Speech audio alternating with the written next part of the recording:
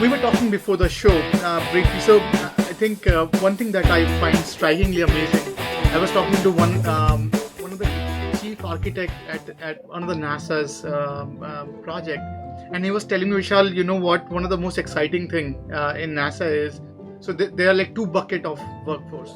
So there one bucket is which is very old school. They understand that they're technology savvy, and they keep technology to themselves many ways. Like they are very reserved when it comes to collaboration. And then this new hippies, those hyper collaborative, open source friendly. They just throw things out, just collaborate. So considering the diversity of that organization, NASA is one of the largest collaboration project delivering spaceships literally. How do you run a consistent people organization in this diverse ecosystem? Walk us through some of those insights. So first of all, I would agree with you that we have a lot of diversity. Aspect of diversity is the people who love the way things are, and some people who love to see innovation and change. Not everybody's exactly on one side or the other. It's usually a bit of a blend of both. But so what I would say is that there's a process that we go through for teasing out what of the way in which we have lived and worked is applicable to the future, and what are the ways where we may be missing out on much bigger opportunities if we don't shift. And that's where sort of the change management comes in, because, like you find in most organizations, I'm sure, there are early adopters, there are people who are excited about the possibilities of the shift that you might make with, say, new technology and new ways of working, and others who are very comfortable where they are. And so what that means as a people leader is that I have to pay attention to all of those segments, right? And so there's a really a listening piece, and then there's what are the ways in which we can help people be not fearful of change, actually be willing to adjust and adapt, be more agile in the way they go about doing things.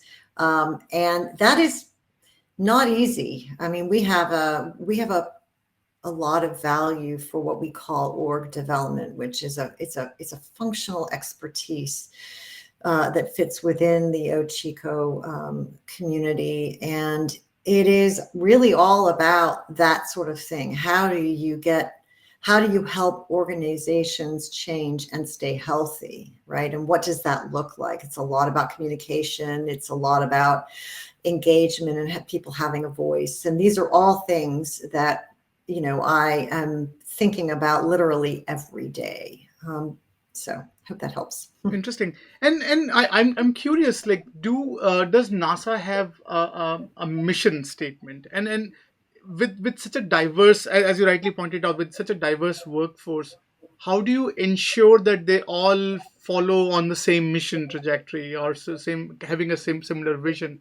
How do you ensure that? Like, walk us through some of your how do you ensure as a leader to have this central mission of working with NASA?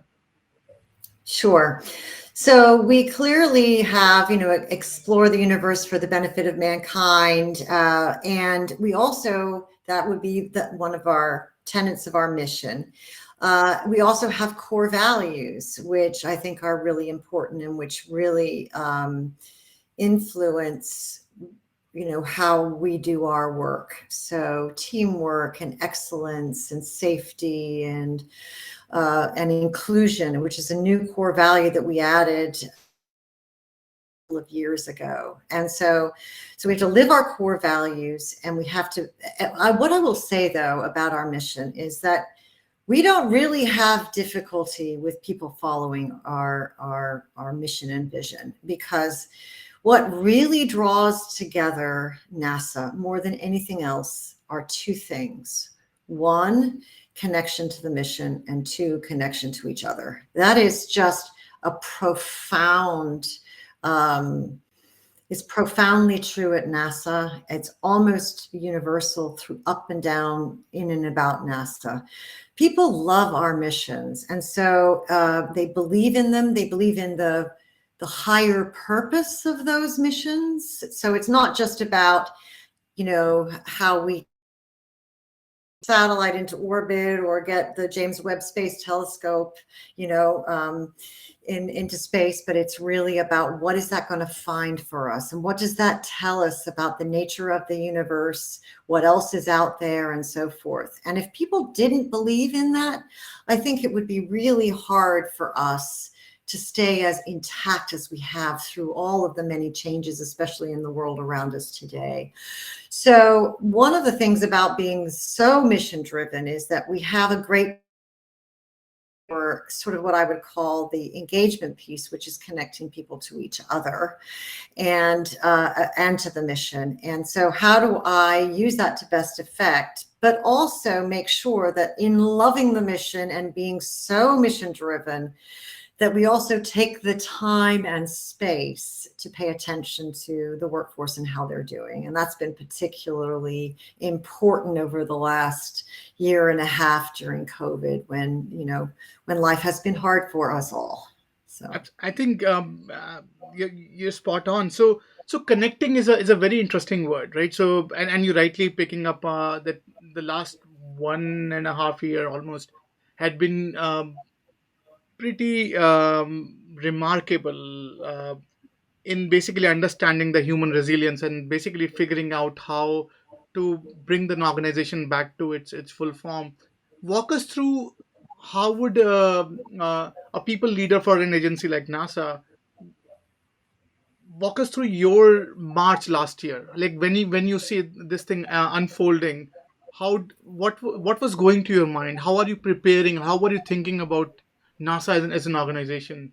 Walk us through that time. sure. So starting in about February and going until mid-March, where we all essentially, not all, but a large majority of our workforce was sent home Mhm. for safety because of COVID. And I think in those early days, so early part of 2020, I think we knew it was big, but we did